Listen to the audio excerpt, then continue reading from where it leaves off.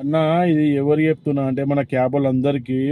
ఎందుకంటే ఆల్రెడీ మహారాష్ట్రలో కర్ణాటకలో కస్టమర్ను వర్కౌట్ రేట్ అడిగి మరీ తీసుకుని వెళ్తున్నారు. కస్టమర్ ఓకే అంటే, లేదంటే క్యాన్సిల్ చేసుకోమంటున్నారు. ఎందుకంటే ఆల్రెడీ అక్కడ as per government rule axle వెహికల్కి 30 రూపాయలు, ప్రీమియం అయితే 22 రూపాయలు, గో సెడాన్కి అయితే 17-18 రూపాయలు కిలోమీటర్కి ఇస్తా అంటేనే కస్టమర్ని పికప్ చేసుకుంటున్నారు, లేదంటే క్యాన్సిల్ చేసుకోమంటున్నారు.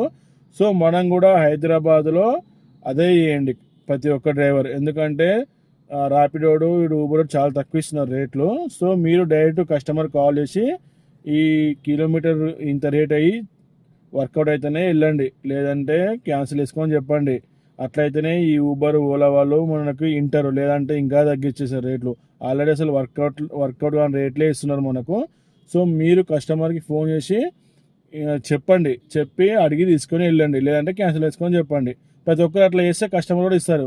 లేదంటే ఒక డ్రైవరు అట్లా చెప్పి క్యాన్సిల్ చేసుకుని ఇంకో డ్రైవర్ వెళ్తే మాత్రం అది మనకు ఇంకా రేట్లు పెరగవు, ఆ కస్టమర్ కూడా ఇవ్వడు. ఎందుకంటే కస్టమర్ ఆల్రెడీ ఇంకో క్యాబ్ డ్రైవర్ కాకుండా ఇంకో క్యాబ్ డ్రైవర్ వస్తున్న ధీమతోని క్యాన్సిల్ చేసుకుంటున్నారు.